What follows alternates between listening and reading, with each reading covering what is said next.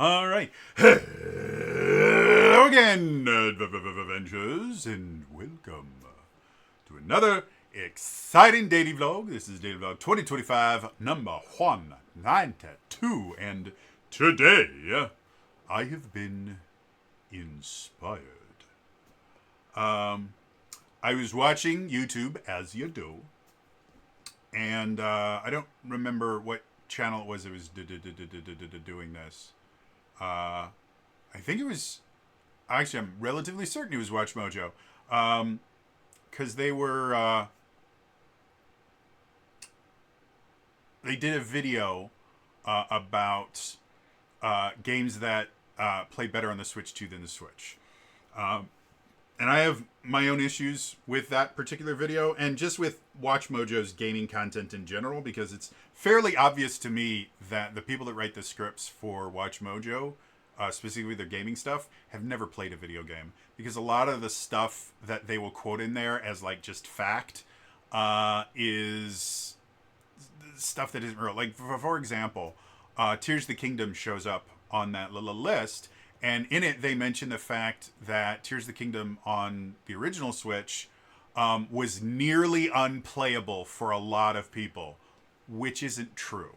Tears of the Kingdom, one of the best reviewed games on the Switch, one of the best selling Zelda games of all time. Everybody loved it when it came out. They claim that because there were sections of it, I think the game was locked at 30 frames per second because Switch. People claimed that it was completely unplayable. They didn't. I'm sure there was a couple, like, PC Master 8 dickwads that are like, oh, 30 frames per second, unplayable! But the vast majority of the people that played Tears of the Kingdom absolutely loved it, myself included. So I hate stuff like that. However, that's not what I'm talking about. In this video, one of the things that they brought up was that the original Hyrule Warriors and Fire Emblem Warriors 3 Houses both play really well on the Switch 2. For whatever reason, Age of Calamity and the first Fire Emblem Warriors don't have the kind of upgrade that those other, the original Hyrule Warriors and Fire Emblem Warriors 3 Houses have. And it wasn't like a patch or something like that. They just don't work as well for whatever reason. But it got me to thinking, like I'm a huge Warriors game or Musou game fan. Absolutely adore them. My first one was Dynasty Warriors 4, and I got it from a website that doesn't exist anymore. It was a digital platform where you could buy digital games before Steam was a thing, or at least before Steam got big, called Direct to Drive. And I got quite a few different games from there that, since it doesn't exist anymore, I've repurchased some of those games from things like GOG, just so that I still can play those games. Like the first time I played the Temple of Elemental Evil, the video game, I believe I got my first copy from Direct to Drive. And then years later, I wanted to play it again, and Direct to Drive doesn't exist. Or I think I just got a new computer, and Direct to Drive doesn't exist. And so I also purchased it on GOG because there it exists.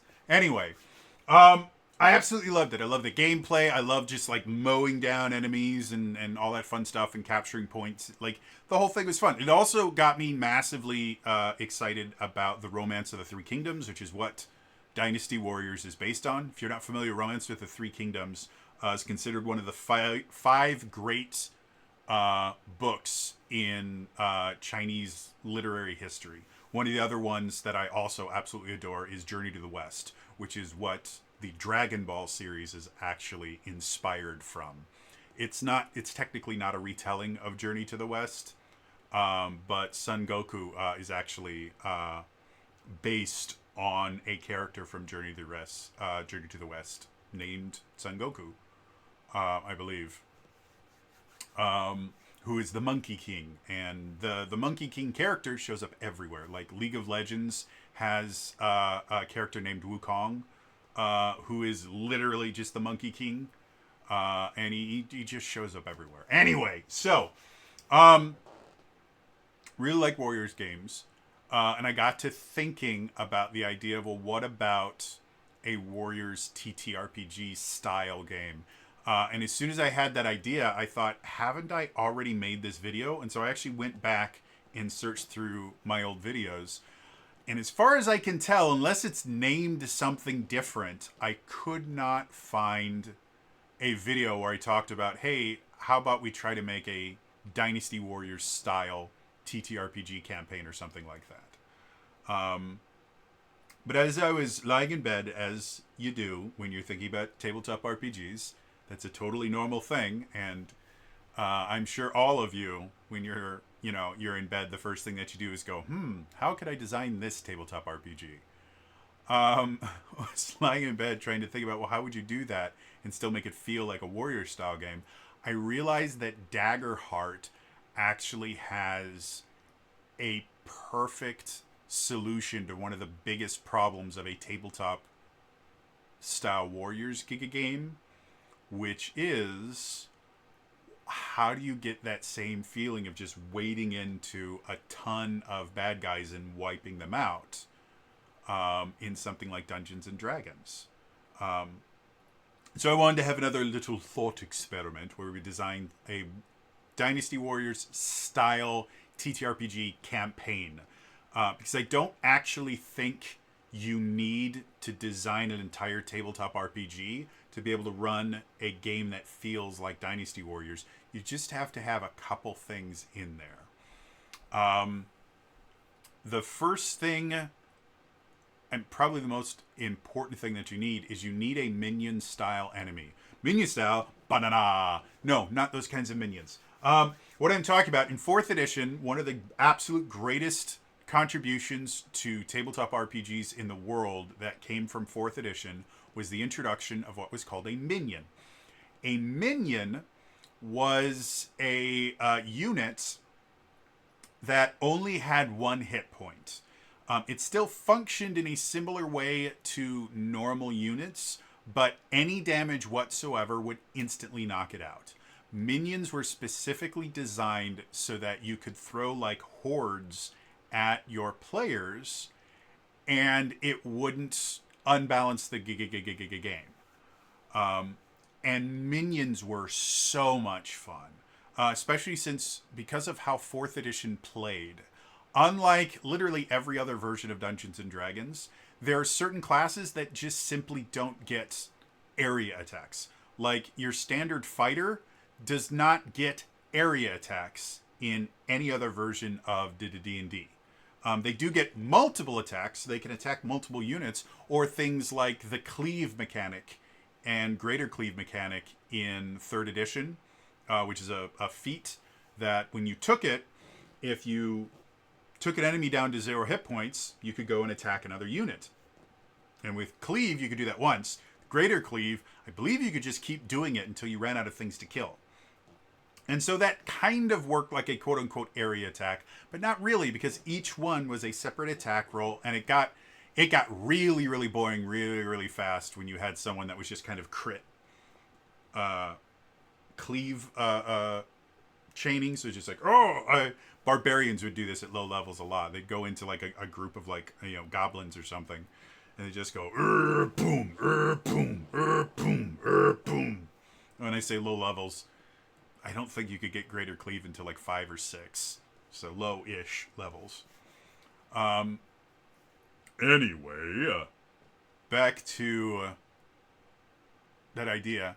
But the thing with Warriors or Muso games is you have to be able to wade into a bunch of enemies and then attack all of them. It didn't matter what weapon you were using. All the weapons had sweeping attacks that could attack multiple units. There was not a single weapon. Even like if you were using a spear, your single thrust would go through like 4 or 5 people and would hit like a row of people. Like if you had like a block of units in front of you, a single thrust would probably hit 3 people across and like at least 3 to 4 people deep. And that was how, even with really pinpoint weapons, and that's how the game works. If you had a character in a Dynasty Warriors or other warrior style game that could only attack one character, they would be next to useless because the entire purpose of the game is you are a single person against an army, and that's what makes it so much fun. So going back to D&D 4th edition, every single class had area attacks in some way, shape, or form because the power system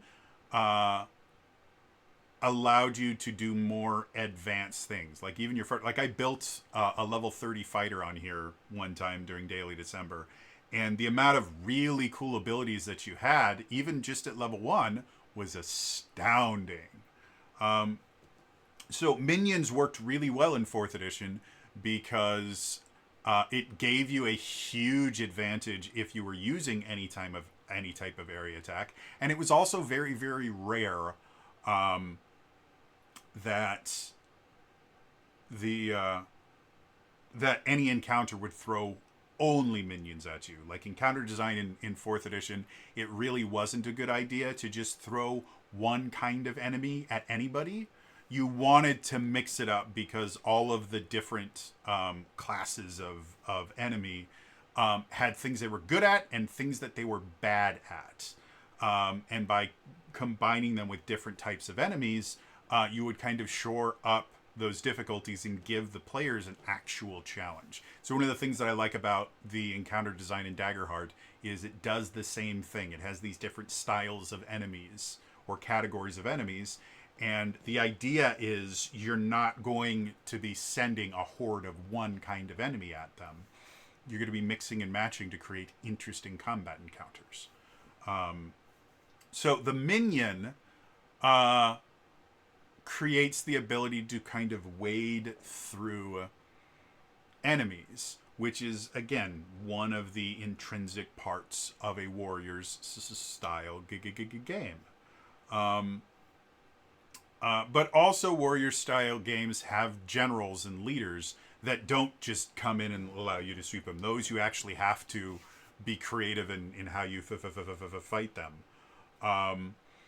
So it's not just, going through waves of enemies and mowing them down. It's also, okay, I can take care of this wave of minions and you guys can deal with this much, much tougher dude.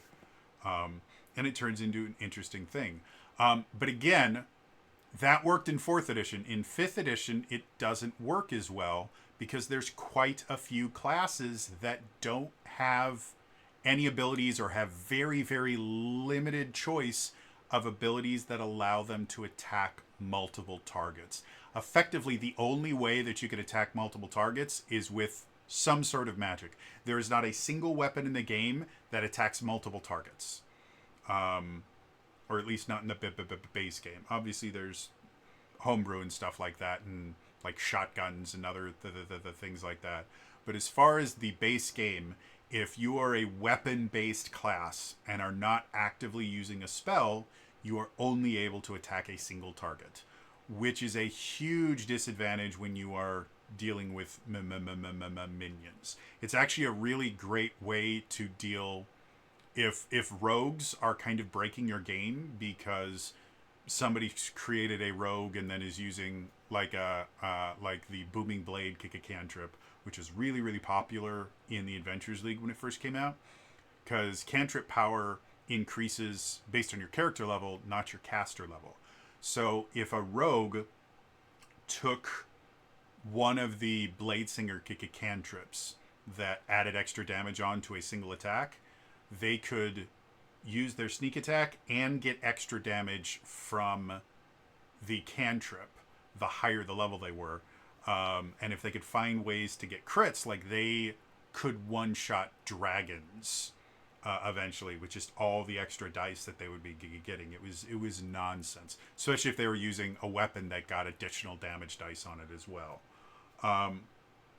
So a really simple way to deal with a character that just does insane amounts of damage is, instead of throwing one really big monster at them, throw like a dozen really tiny monsters. So it doesn't matter that they do 1,000 hit points of damage everything but like 9,000 or 992 points of that damage is irrelevant. The creature only had 8 hit points.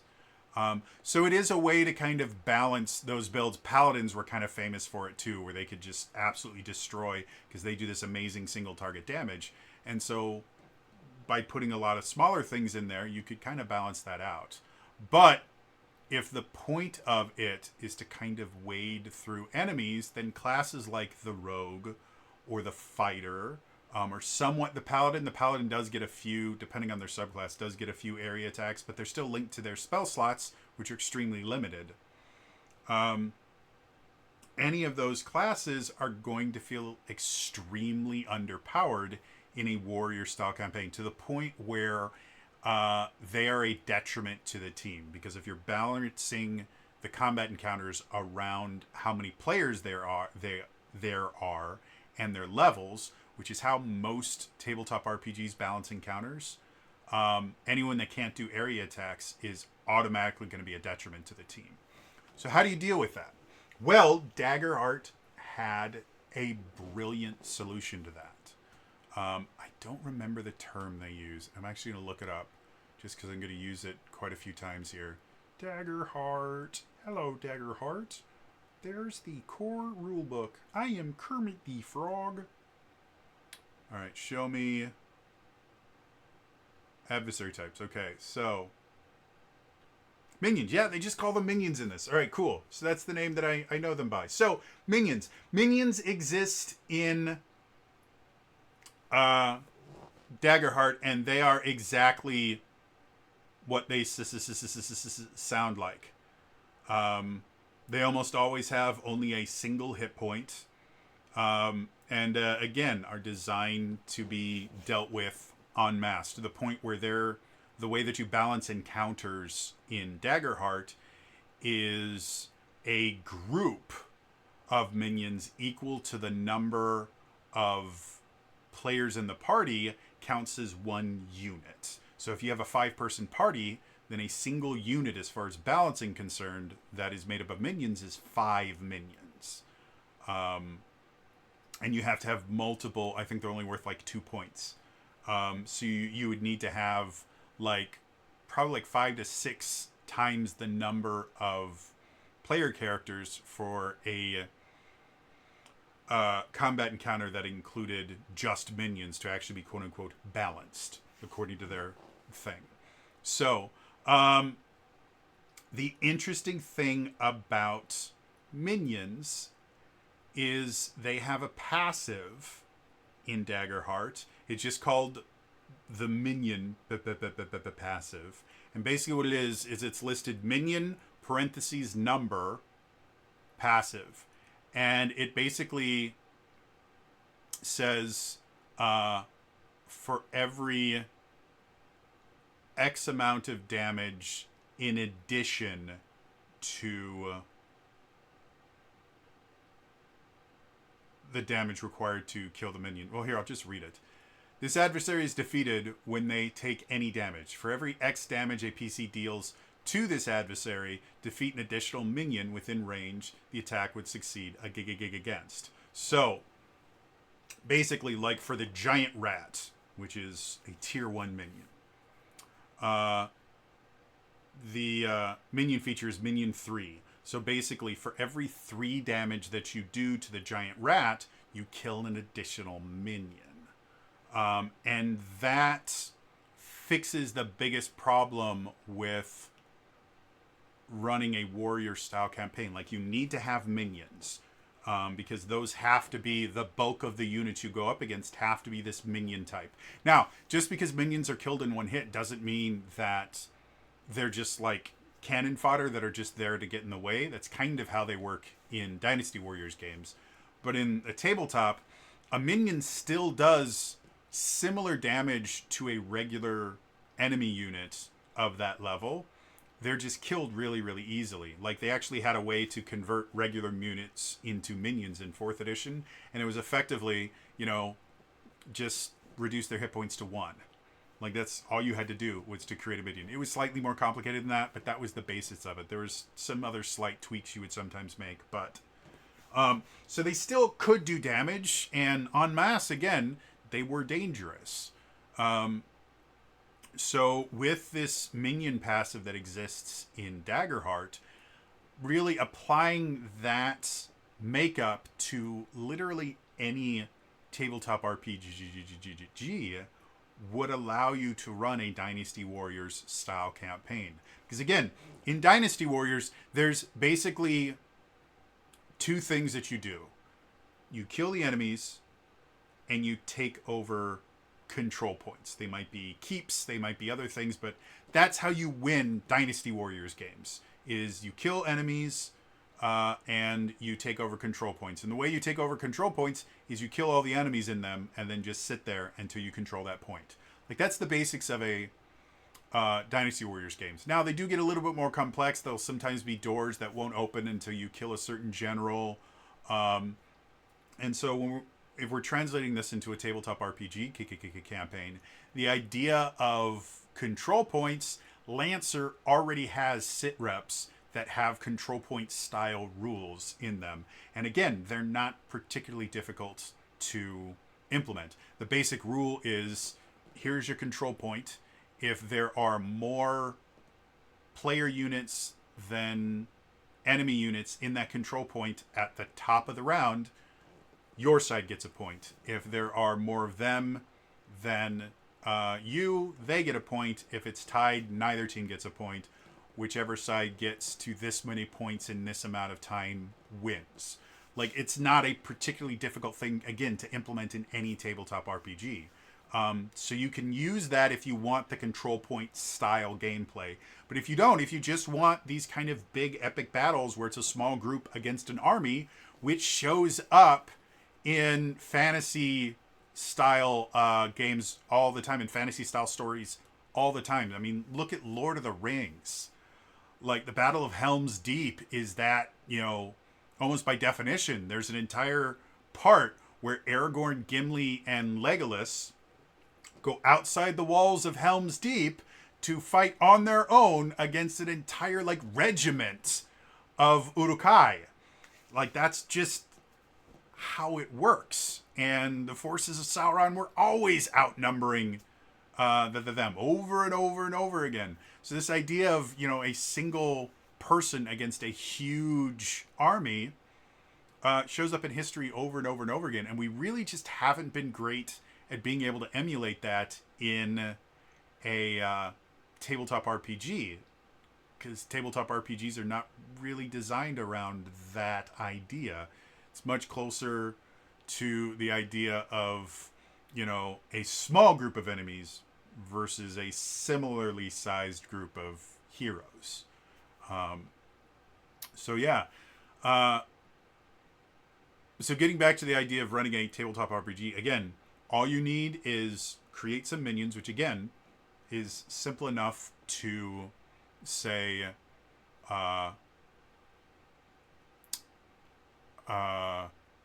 just take regular units, reduce their hit points to 1, and then maybe tweak their attack and damage rolls a little bit, just because there's going to be a lot of them.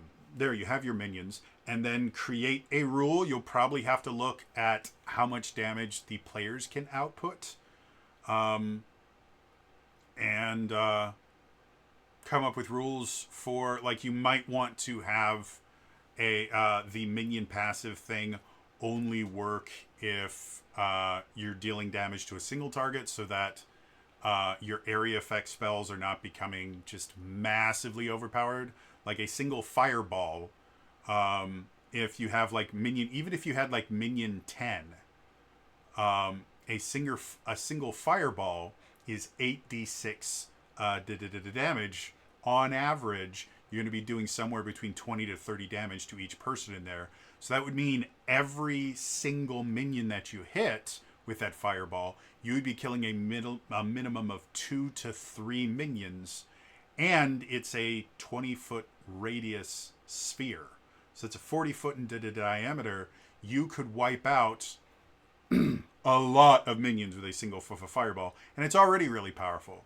So I would say the only kind of change to the minion rule is I would basically, if you're using it in anything other than Daggerheart, I would change it to, if this is a single target attack, minion rule. For an area attack, you don't need the minion passive. They already have area attacks that work. And that also might give spellcasters an incentive to use single target spells, because they might, depending on how things are working, they might be able to take out more minions with a single target than a multi-target spell. Or they might be able to do a lot with multi-target spells as well. So it gives choices as opposed to right answers, which I like. And then, yeah, just take the capture and hold mechanics from Lancer, and you've got a Dynasty Warriors campaign, or even just a Dynasty Warriors style encounter. Like, that would be really, really fun if, you know, towards either the middle or towards the end of a campaign, you know, the heroes have been fighting against this big baddie, and they finally got into the big baddie's lair. They're like, okay, we're going to finally take him. And when they get there, they see this massive army in front of them, and allowing them to play through an adventure where the entire thing is, hey, guess what? You need to fight your way through this army to get to the citadel of the bad guy. And once you're in, then you can go back to more normal style TTRPG content. But that would be like a really amazing, like, penultimate adventure for a campaign. Like, first you have to fight your way through an entire army, and then you have to make your way to the top of the castle or something like that to confront the bad guy. That would be amazingly cool and would be super, super fun.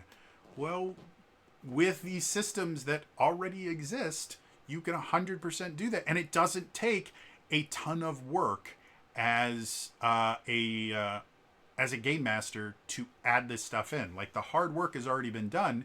You basically just have to kind of figure out, okay, what's a good minion number for me? You know, what's the average damage of a melee character? If they're doing like 20 damage per attack, like we'll take a fighter from D&D 5th edition. They're doing anywhere between like 15 to 25 damage per attack, and they've got somewhere between 3 to 4 attacks. Well, that means a single fighter, if we're going with minion 3, 21 would be every attack that they do, they kill 7 minions. They can do that 4 times.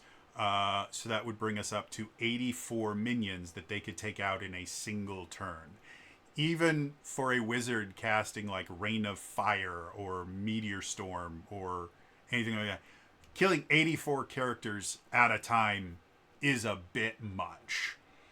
So we probably want to bump that up to maybe where on average each attack is taking out maybe 3 enemies. So all 4 attacks, they're able to kill 12 units in a single round. That's going to make them feel very, very powerful. And when we look at a lot of spell casting options, that's going to be kind of a similar feeling to most low to mid-level spells. Unless you're dealing with something like, again, Fireball, like your Burning Hands. If it's cast perfectly where every single area that a monster could be in, there is one, you can kill a maximum of, I think it's 9 creatures. Maybe not.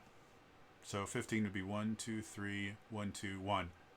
So 6, actually. With Burning Hands, you can kill a total of 6. With a first level spell slot, you can kill a total of 6 creatures if you hit every single creature and they all died. That's the maximum you're going to be able to get with a Burning Hands spell. So having a fighter able to basically to do that without spending any additional resources or something like that might be a good trade-off. Maybe give it a little bit more where they can kill maybe 4. But remember, you want to kind of balance this because not everyone's going to be a fighter. Paladins are going to have different things, but then they can do more damage and other stuff like that. But again, it's not a ton of work like creating an entirely new tabletop RPG. It's just, let's try some numbers and then we'll rebalance them as needed. That's why the minion passive is not a universal for all minions if you do 3 damage. Like for the idolizing imp, which is their example minion that they create, it's a tier 3 minion. Its minion feature is minion 8. So that takes significantly more, but it's a tier 3 minion. By tier 3, there's a chance that you could have a proficiency of 4, I think. Depending on where in tier 3 that you're at, you could easily have a proficiency of 4. Which means like a single like D12 weapon is doing 4d12 damage plus something else most of the time. That's a lot of damage. So it makes sense that their numbers would go higher. So anyway, like I said, I just thought it would be fun. And again, I think it's an aspect of tabletop RPGs that just isn't represented well right now. You know, the image of, you know, a small group of characters going up against a horde of bad guys and just fighting their way through it until they get to the bad guys' place. Or protecting a town from like a horde of bad guys. Like there's a lot of different situations where a Dynasty Warriors style combat would make sense. And it's just not something that's replicated super, super well in tabletop RPGs right now. Until we had this final little piece of the puzzle from Daggerheart. Interested to hear from you guys. First of all, does anyone here know of a Dynasty Warriors style tabletop RPG or adventure where they do something like this that I'm just not aware of? Put that down in the comments. And what do you guys think of that style of gameplay in a tabletop RPG? Is that something that's like, yeah, that sounds super cool? Or it's like, you know what, that's not why I play. You know, if I wanted to do something like that, I would play a video game, not a tabletop RPG. My tabletop RPG, I want to do other things. Again, let me know in the comments down below. Otherwise, again, it's going to be all for me today, and I will see you guys next time. All right? Wow, brain is just gone, guys. Bye-bye.